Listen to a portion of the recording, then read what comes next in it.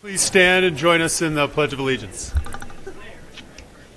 I pledge allegiance to the flag of the United States of America and to the republic for which it stands, one nation, under God, indivisible, with liberty and justice for all.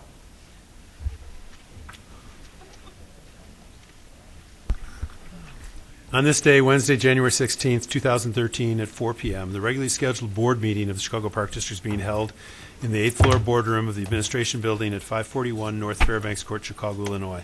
Will the Secretary take a roll call of the Commissioners? Commissioner Shalaby?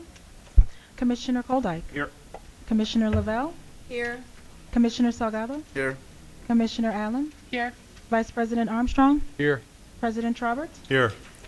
Quorum is present. Let the record reflect that General Superintendent Michael Kelly and General Counsel Maria Garcia are also in attendance.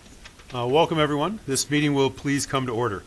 Item number 1, certificate of filing of the annual appropriation ordinance for the year 2013 of the Chicago Park District, and certification from the Chief Financial Officer on the estimate of receipts for the fiscal year 2013. This will be marked as received and filed by the Secretary.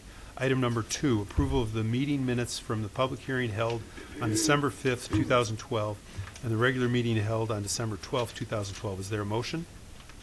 So moved. Second. Will the Secretary take a roll call of the Commissioners? Commissioner Koldyke? Aye. Commissioner Lavelle? Aye. Commissioner Salgado? Aye. Commissioner Allen? Aye. Vice President Armstrong? Aye. President Trobert? Aye. Motion carried and the matter is adopted. Next on the agenda is people in the parks. Will the Secretary please call the names of those who have signed up to speak? We ask that you please limit your comments to 2 minutes. Our first 3 speakers are Cecilia Butler, George Blakemore, and John Wisgrid.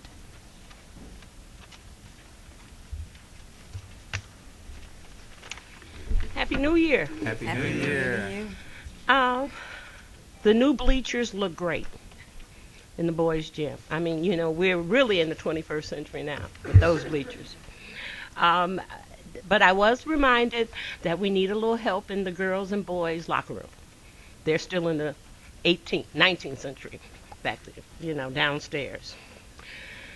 The other thing I like to ask, and I'm sure we'll talk to someone about it, our committee for Dr. Burrell's stamp is still in effect. We have well over 2,000, probably about 2,300 signatures. We need more. And I like to officially ask the board if we can put petitions in the field houses. So you all think about that. Get back to me. See how we can do that so we can really beef up that petition drive for Dr. Burroughs and her stamp. You're asking all field houses? Well, perhaps, yes.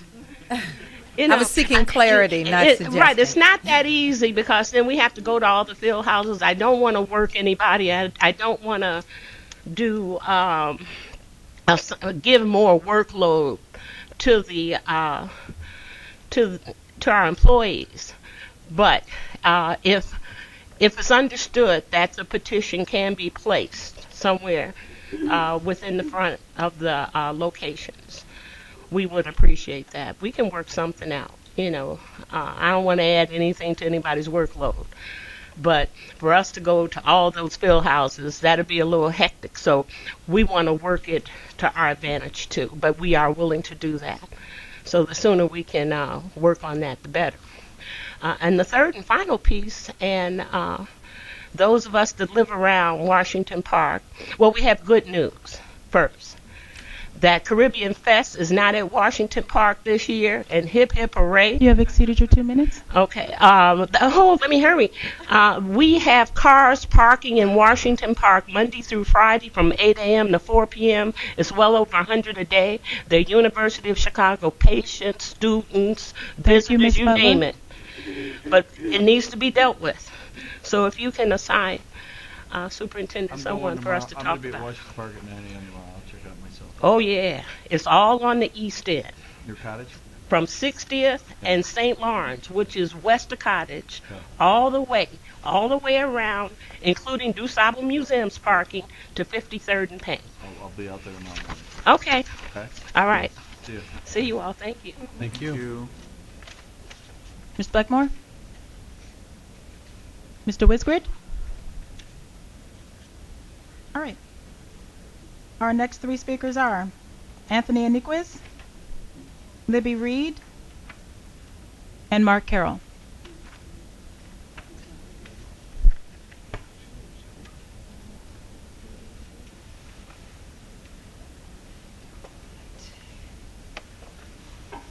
Happy New Year to everybody. Happy New Year. Good to be here today. Unfortunately, most of the questions I had, I already got answered by Pat Townsend, so I don't have too much to say. As far as the playground goes, the playground's still on schedule.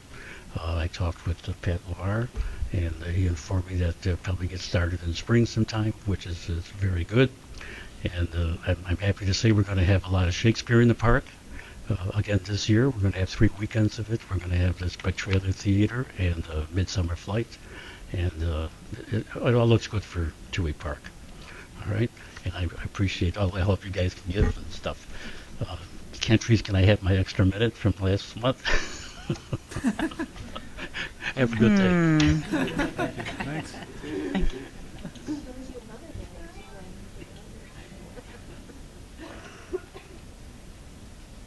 Ms. Reed?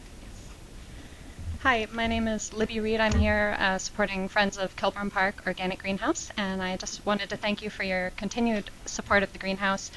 I'm thrilled to inform you that Friends of Kilburn Park Organic Greenhouse has been chosen by Friends of the Park as Advisory Council of the Year, and we are really excited to be honored in that way.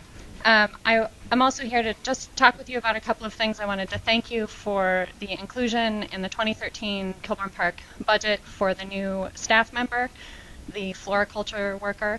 We look forward to seeing that listed on the website and look forward to the eventual hire of a really energetic and creative person to support greenhouse programming and the gardens surrounding it.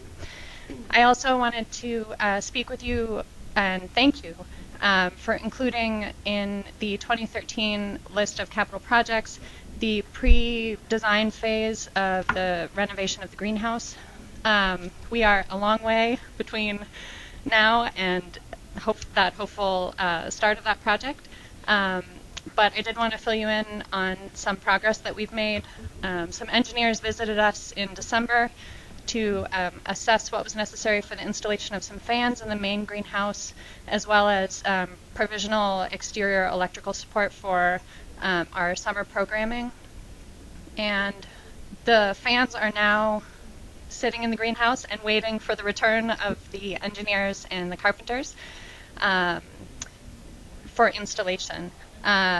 We are in the midst of planning for our plant sale, and that work begins in earnest at the end of February, so a wonderful deadline for the completion of that installation of the fans would hopefully be mid-February, so as not to interfere with the work that we have to do there. I also just wanted to invite you on Saturday, February 9th. You have exceeded your 2 minutes. Thank you. To our Garden Buddies event. It's an event for young children. We'd love to see anyone there who wants to experience the programming at Kilburn Park firsthand. Thank you so much. Thank you. Thank you. Thanks for your great work.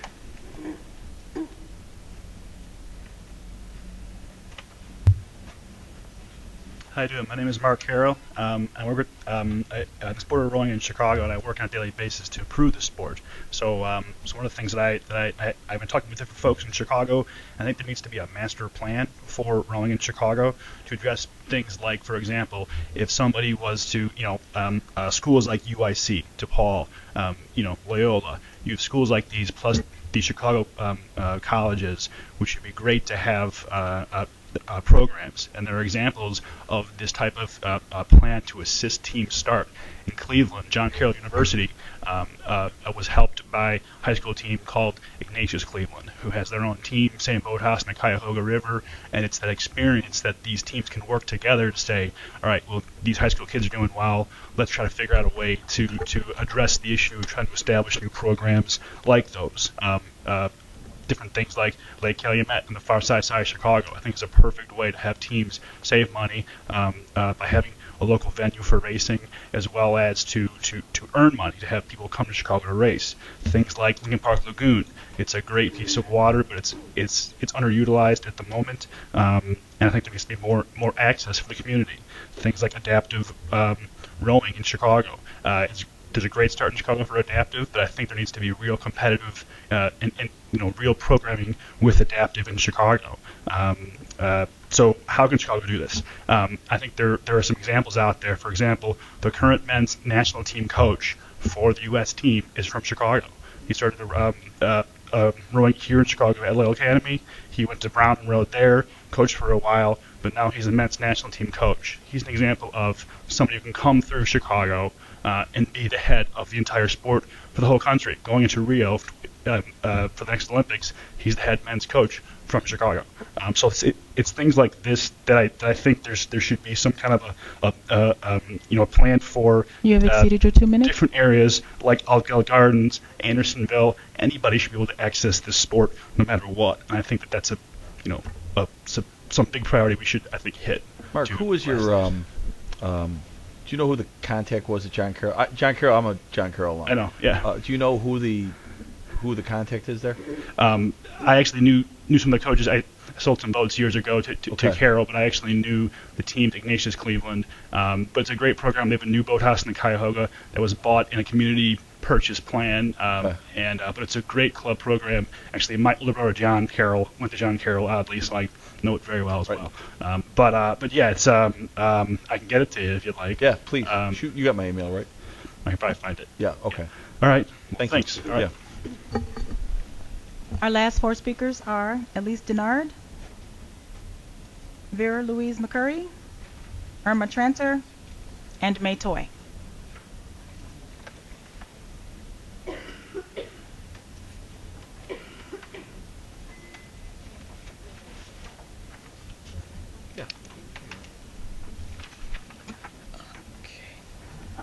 Hello, my name is Elise Denard. I'm chair of the Senior Committee of Skinner Park Advisory Council and co-beat facilitator for CAPS. Several months ago, I attended a community meeting hosted by the Skinner Park Advisory Council, Chicago Park District, and Alderman Burnett for the Skinner Park dog design. At the end of the meeting, Alderman Burnett asked CPT to work with us for the new design. The agreement changes were to include concrete walkways, half-grass, jumbo-sized shaped structures, sprinkler, trees, water, and features. Now, the Chicago Park District had a closed meeting with May, and they wanted her to change to artificial tuff. She refused.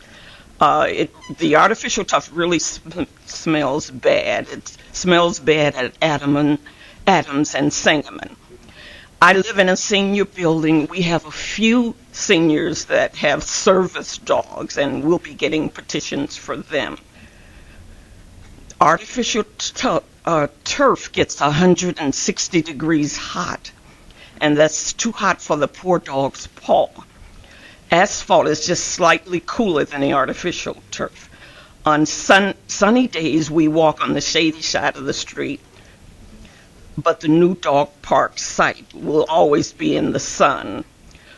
Only at night in the early morning is it cool enough for dogs, but it's unsafe for seniors to go out in the dark or early mornings to risk muggings.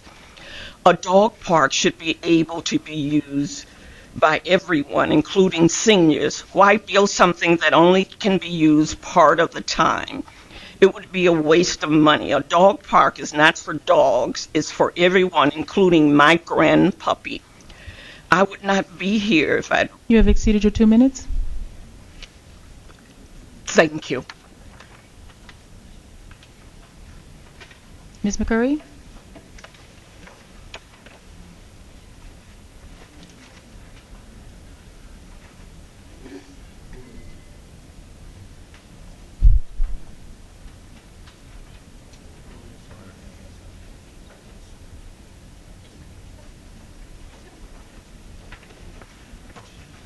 Good afternoon. I come today to talk about safety.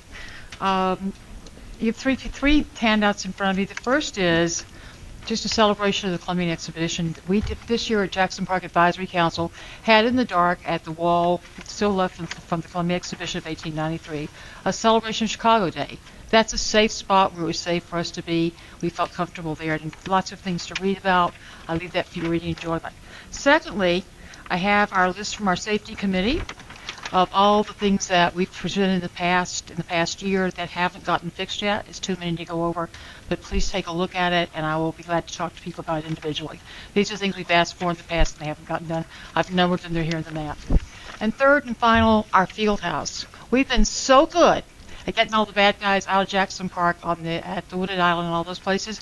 They've now moved over to the field house. We're having robberies and gunshots, and people who came to play soccer last week were fired at. We're finding needles in the bathrooms. So we've essentially moved all the bad guys off the Wooded Island, and now they're over there on Stony Island by the field house, which so that people, all the programs we want to have in the next 6 months, we're feeling really concerned about who will get people there because the area around the field house is unsafe.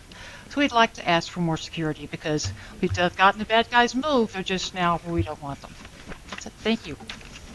We'll work with you on that. Thank you. Yes, we're not for the bad guys either, right? It's just funny because they're off the places where they used to be. Right. They're now right there. Yep, I know. We've made it. Good afternoon, Superintendent, Commissioners. My name is Irma Tranter, President of Friends of the Parks. First, to congratulate the Park District on the accreditation by the National Parks and Recreation Association, the national agency that looks at park districts throughout the country. That's a significant accomplishment by the Park District. And I also want to also congratulate an award winner of Friends of the Parks, who is Louise, the speaker just before you. She's getting the individual award. If you don't know her, she is a force of nature and teaches soccer, is the commissioner of soccer, and does all of this stuff, including hours of volunteer work in Jackson Park. Someone you should really know. And I'm here, though, to speak about an agenda item this morning that I didn't know I would have a question until the presentation, and then I had a question. So I didn't sign up. So I'm signing up right now. North Park University and West River Park, the athletic field that was on the agenda this morning, and capital improvements. There's $1.2 million to rebuild a artificial turf soccer football field and track. What wasn't discussed, and the question I have, is what is North Park University's involvement in this contract? 12 years ago, North Park University paid for, I believe, half of that, of the original cost of the installation. In return for their contribution, they had a certain amount of use of that for football games, for training, for track and field.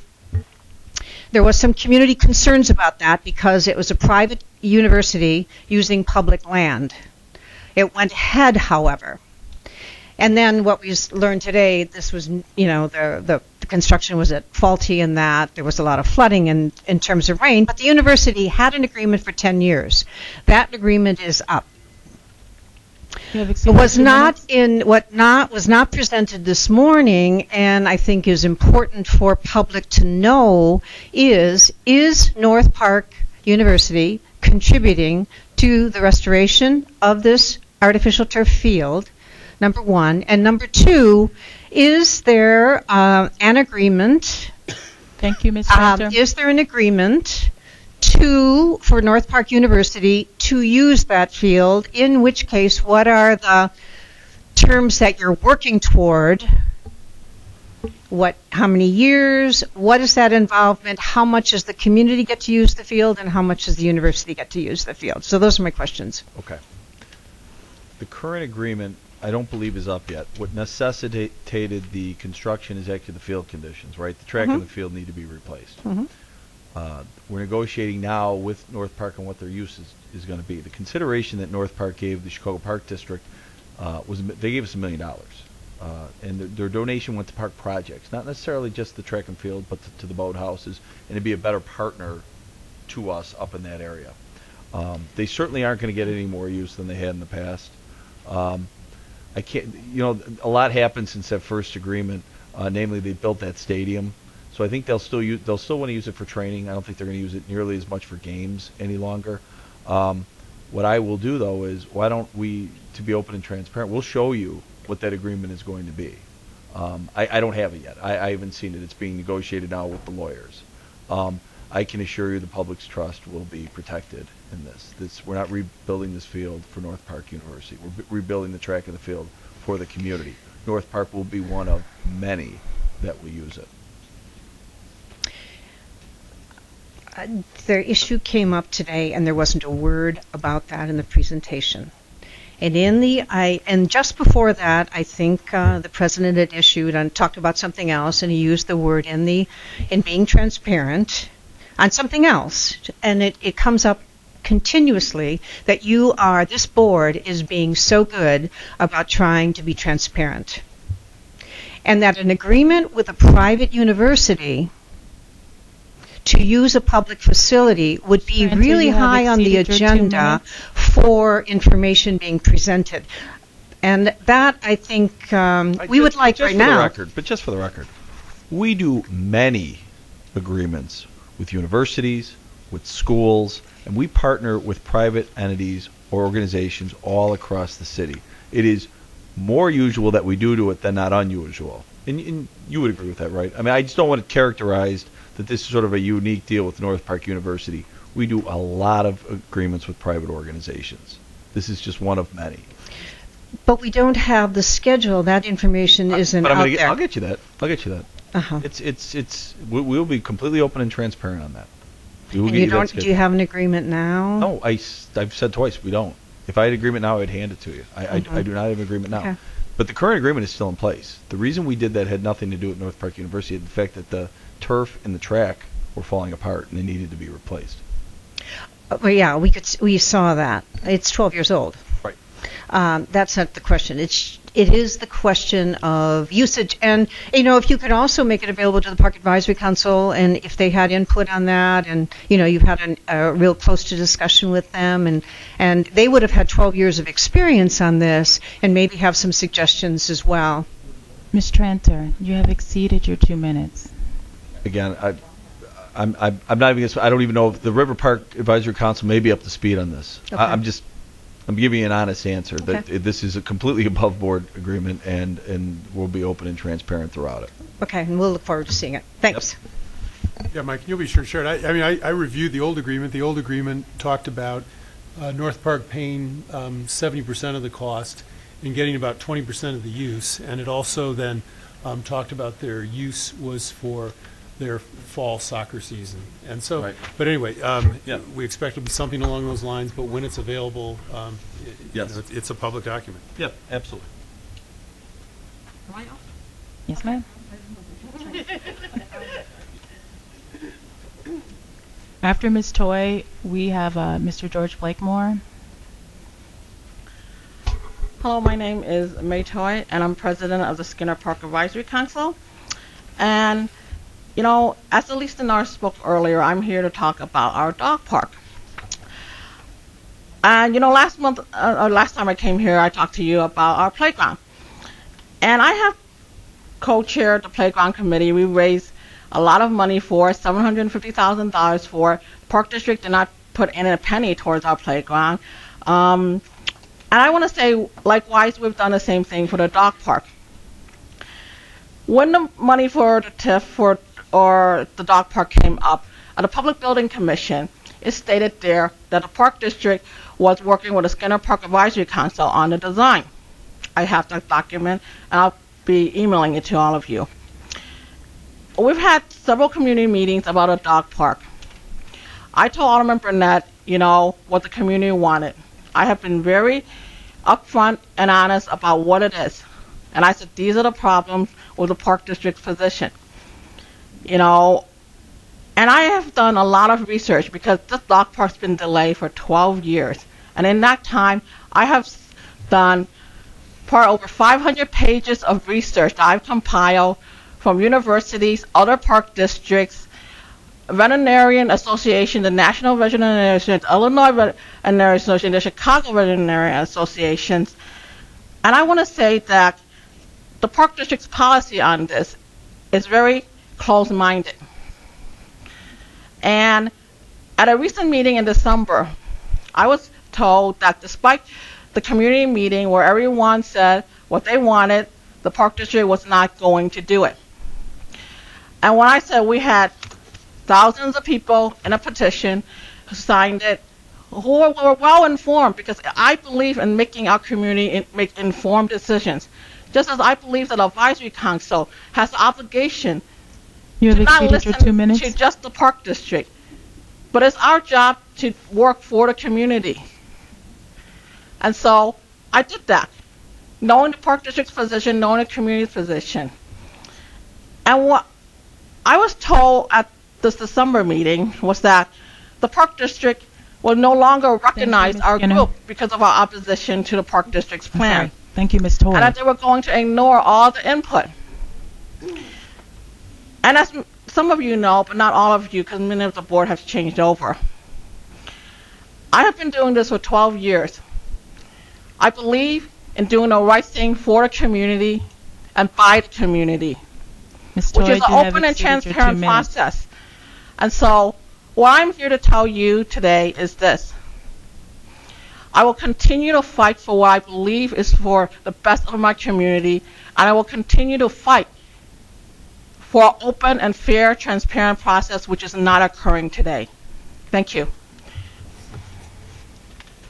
We've heard a couple things now about the design of this dog park, and obviously we're interested in the best possible design. So at some point, could we have the folks who have thought about this meet, if they haven't already, and discuss rationale for our design? Yeah, absolutely. This is the first time I've seen this letter, first time I heard of the issue, but of course we don't build anything in Chicago without having a fair, open community process, and we certainly don't build things that the community does not want. So we will be happy to work with the community on a final design, and hopefully we can reach some sort of consensus on it.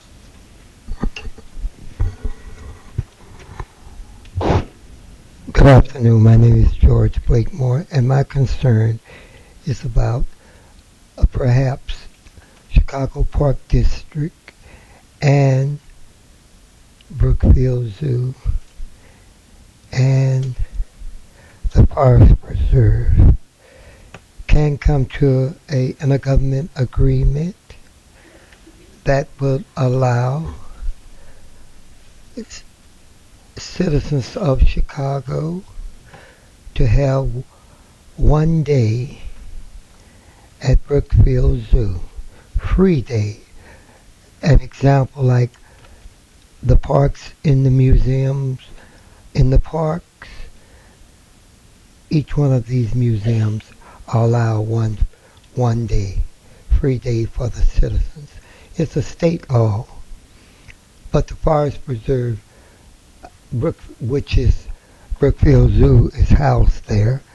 They just pass out free passes and say you can go to the library and get these passes. You need a designated day. So we are citizens of the city of Chicago, and we are citizens of Cook County. And when I go to the zoo, Lincoln Park Zoo, you don't have an elephant. And they got many animals out to Brookfield Zoo that they don't have at Lincoln Park Zoo. And it seems like for years and years you haven't had an elephant exhibit there. So perhaps you can go get an agreement. It's already state law, but Brookfield Zoo is not doing it, to allow every citizen of Cook County one day a week free. And we are citizens of Cook County, and we're citizens of Chicago, and I'm wanting Chicago Park District to get into an agreement with Brookfield Zoo, Thank you, Mr. Blakemore. with Cook County, stating a designated day that the citizens of the city of Chicago, each day, one day a week, that we can go to Brookfield Zoo. If And then if perhaps if you can't do this, Thank you, Mr. you can allow the children and the adults here and see can you get us an elephant out here at Lincoln Park Zoo. Again, I would like for you to think about this. Go into a government agreement with another government agent, not a private enterprise, and make this come true. And thank you, and sir, thank you again. Don't let George intimidate you, but don't you intimidate George either. So I've been heard, I've been seen, and I'm going to be appreciated. Thank you and thank you. This clock means something, but it still says one thing, but people still let who they want to speak as long as they want to speak. And may God bless you, and may you too bless somebody. Thank you. There are no further speakers. Okay, next on the agenda is the 2012 annual report from the Inspector General.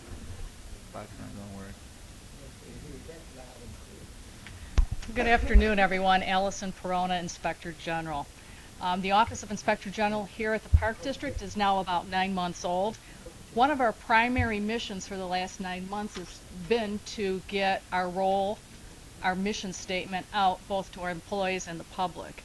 When I go out in the field, I generally ask everyone the question, well, what do you think it is that the Office of Inspector General does? And the standard answer generally is, well, you hide in the bushes and you try to catch employees engaged in misconduct. True to some part, but in a larger sense, what we really do, probably 80% of what we do, is talk about perhaps the waste and the inefficiencies that are in the system that might have led to this misconduct, or try to proactively identify it before misconduct or some problems arise. In this presentation, I'm going to cover some of the cases from the fourth quarter and some of our statistics from the entire 9 months. I covered our cases from the second and third quarter in November, so I'm not going to cover those at this time. One of the reviews that we conducted and concluded this fall involved the Montrose Boat Harbor Storage Project. There was a concern that the Park District had made changes to the Montrose Harbor area without presenting it to the Chicago Plan Commission. So we took a look at the facts, we took a look at case law, statutory law, Park District history, and presented our findings to management. What we found essentially is that Park District projects basically fall into what I'll call 3 buckets. One, the very routine tasks, which are tree planting, replacing water lines, that type of thing. The really major projects that involve demolition and construction. And then that area in between, the second group, which isn't quite the major projects, but yet it does have impact on the community. Again, in reviewing the case law and statutory law, we didn't see anything in the law, as stated, that would require the Park District to go to the Plan Commission for those projects. And Montrose Harbor, from an analysis of the facts in the law, fell into the second bucket. It wasn't one of the major projects, it wasn't a minor project, but it was significant, but it didn't require everything that the Lakefront Protection Ordinance would require the Park District to do. However, we did make recommendations to management on this. We recommended to management that in cases like the Montrose Boat Storage Project, the second bucket of projects that the Park District engages in, that the Park District should give notice and give the public an opportunity to comment on these projects prior to presentation of the board and approval by the board. Management has agreed with that recommendation and currently is actively working with our webmasters and designers to design an interactive link where notice of projects can be posted and the public can make comments on the projects prior to presentation to the board. Contract compliance is an area that requires very robust oversight, and the OIG will be engaging in proactive reviews with purchasing and contract compliance. One of the proactive reviews from the fourth quarter was a review of the minority and women business enterprise compliance filings. Many of the standard Park District contracts require contractors to file quarterly compliance reports outlining the utilization of the M and WBE subcontractors. we selected a sample, and we noted that most of the contractors were in compliance and had filed the reports in a timely manner. But what we did note was that the Park District had informally altered its policy on filing compliance reports for ongoing and as-needed contracts. So they were not consistent. The process had evolved and was not consistent with what the contract required. We made recommendations to management about either changing the contract language or changing the processes. Management has agreed. They're now instituting some new software, and they've agreed to amend the contract language. This is an area that we've got on the calendar, and we will revisit this area in 2013 to ensure that what management has agreed to has been implemented and that the rate of compliance has increased. The next issue involves, that I'm presenting today, involves misconduct by a partner.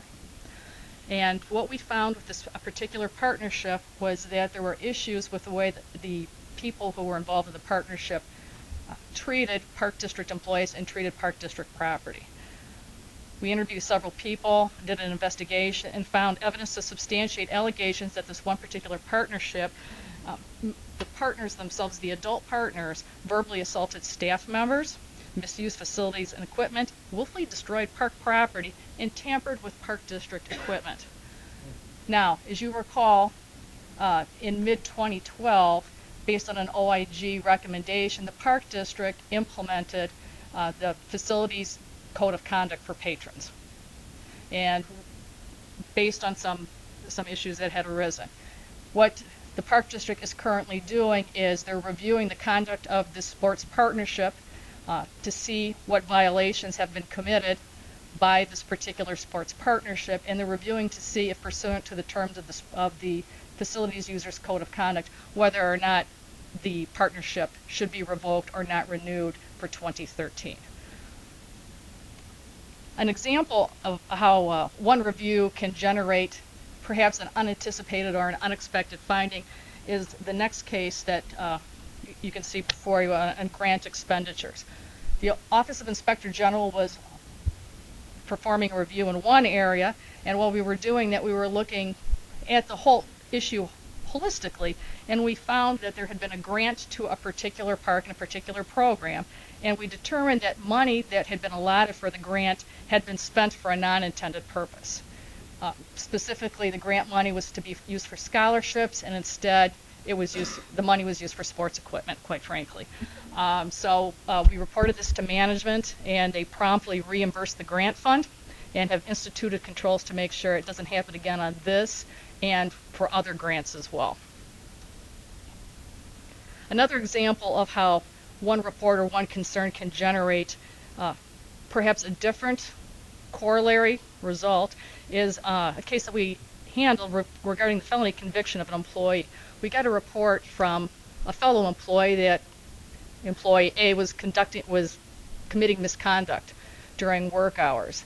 We were not able to substantiate that, but when we did a background check of this particular employee, we found that the employee had been convicted of felony theft while he was an employee here at the Park District. Park District did not know about it, was not notified. The employee was hired in 1997. He was charged in 1999 and subsequently convicted.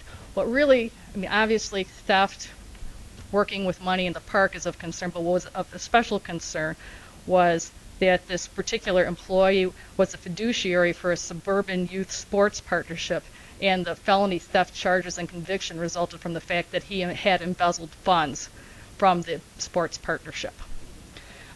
Obviously, we've recommended that management take appropriate disciplinary action, and management's response is pending.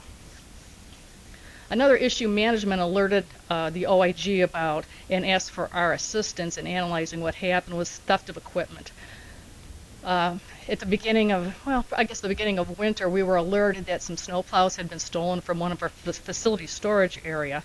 No witnesses to the theft, no security cameras in use, happened over a weekend.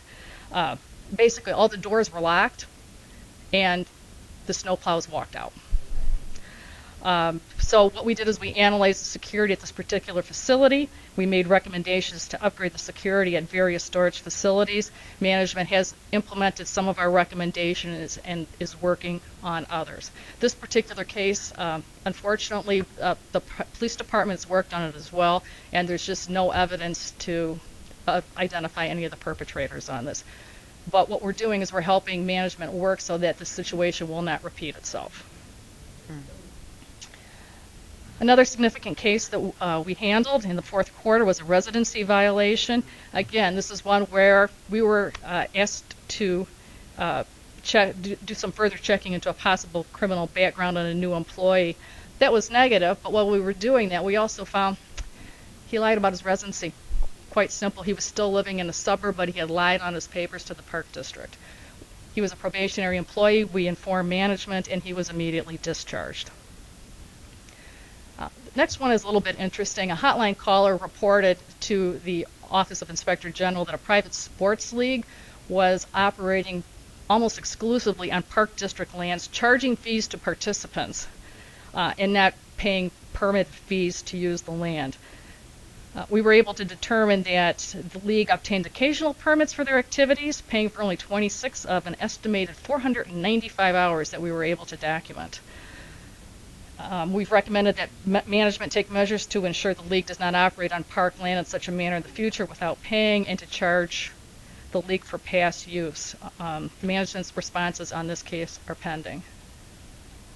One final case I would like to highlight involved subcontractors and a contract termination. We received a complaint from a minority subcontractor that the subcontractor felt that they had been underutilized in a particular contract. The contract had ended. The subcontractor did not realize the proceeds from the contract was not used as much as the contractor had expected. We took a look at the situation and found that what had happened was that the Park District had terminated the contract for various reasons prior to the end of the contract, which was allowable by the contract. But the problem arose, and the minority subcontractor's impression that there was wrongdoing arose because the subcontractor was not given notice that the contract had been terminated. Recommendations again made to management. Management has already established procedures now to notify subcontractors of the early termination of contracts, and will be uploading termination letters on the Park District's website so subcontractors and the public can see these documents, and there'll be greater visibility and transparency in operations. Just some quick statistics here so you can see the caseload. Third quarter was extremely busy. Fourth quarter, not quite so much.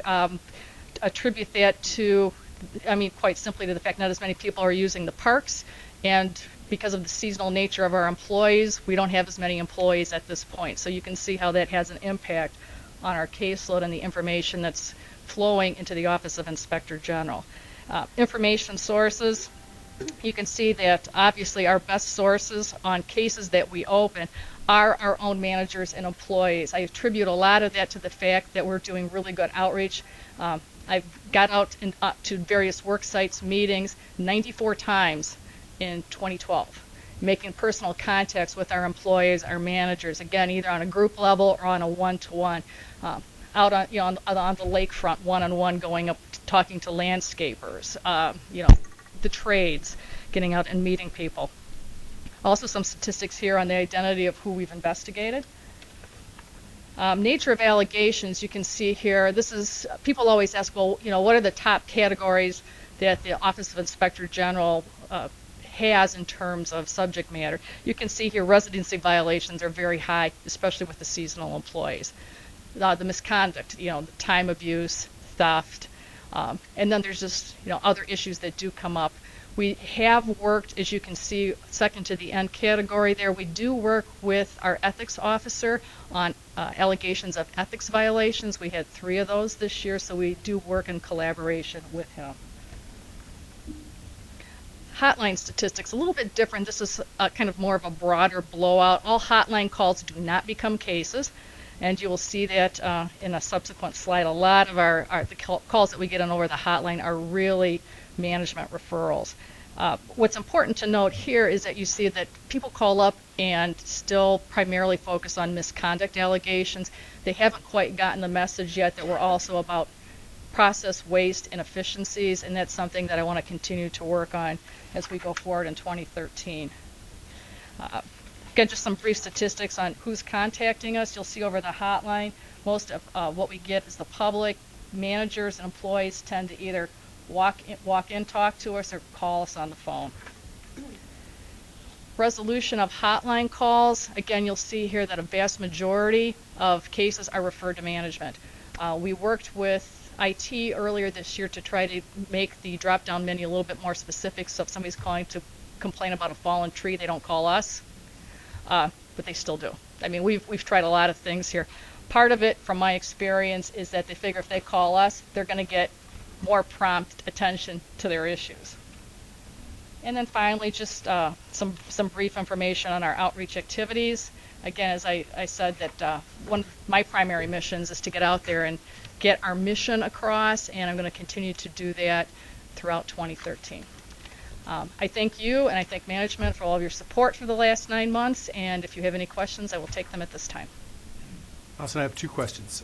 So you've been on this job for 9 months? Yes. And when you started this job, you didn't necessarily, or you didn't know what you would find, what you'd need to do, what resources you'd need to do. You did the best you could in terms of laying out a budget and staff. Do you feel at this point, 9 months in the job, that you have the resources, the budget, the staff you need to adequately do this job? I do. Like any other job, sometimes you're crazy busy, and other times you're not. But I have found now, now that I understand the seasonal nature of the work more, that I see that the office will be able to do more of the proactive in the winter season, which is a little bit slower with the misconduct allegations, and focus more on the misconduct allegations in the summer that seem to be high based on the reports that are made. I wasn't aware of that, and I was doing a few more proactive investigations in the summer, and that did stress the staff, but I have a much better understanding now of the workflow.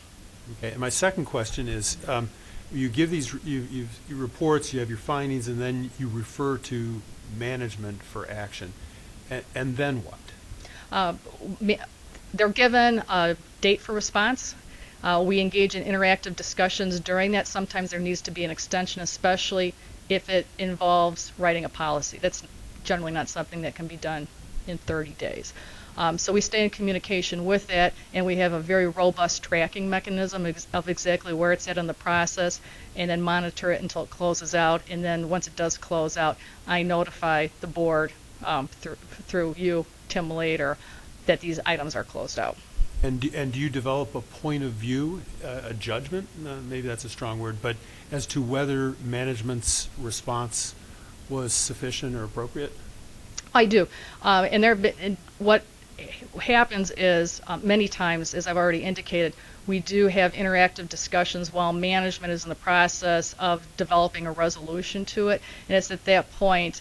Again, I can't take on management's role, but I can certainly advise or give my opinion and experiences, and that's the point that I do that. And if at some point you felt that just management was not responsive to this, what would you be able to do? Well, if I felt management was not responsive or not responding at all, one of the first things I would do is I would inform the board that I'm having a particular problem, because, and then I would continue to work with management.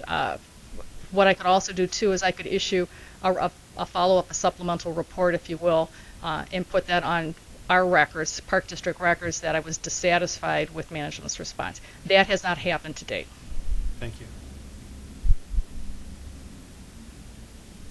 Any further questions? This was very helpful. Thank you. Thank you. Busy.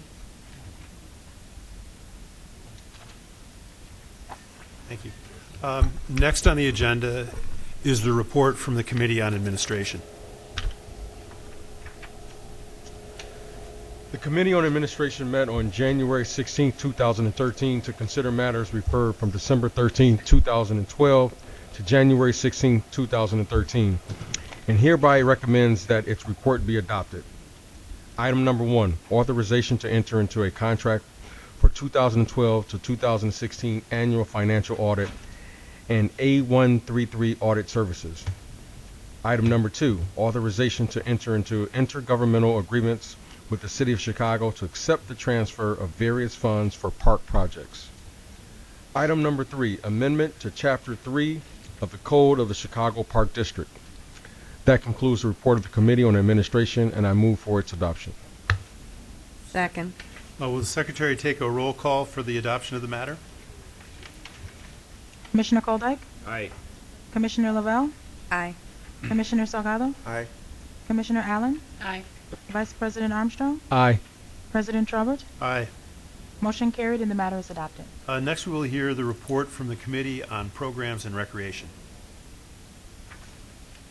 The Committee on Programs and Recreation met on January 16, 2013 to consider matters referred from December 13, 2012 to January 16, 2013, and hereby recommends that its report be adopted. Item number 1, authority to amend the grant agreement with the Garfield Park Conservatory Alliance. Item number 2, authorization to change the general admission fee for the Museum of Science and Industry. Adopted. Adopted. Item number 3, authorization to change the general admission fee for the Art Institute of Chicago. That concludes the report of the Committee on Programs and Recreation, and I move for its adoption. Second. If no objection, we'll apply the last favorable roll call vote from the prior matter to this matter.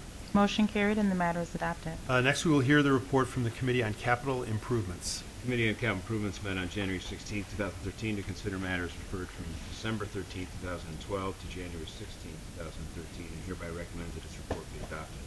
Item number 1, authorization to issue final payment for work completed in connection with Eugene Field and Wells Park ADA Transition Plan.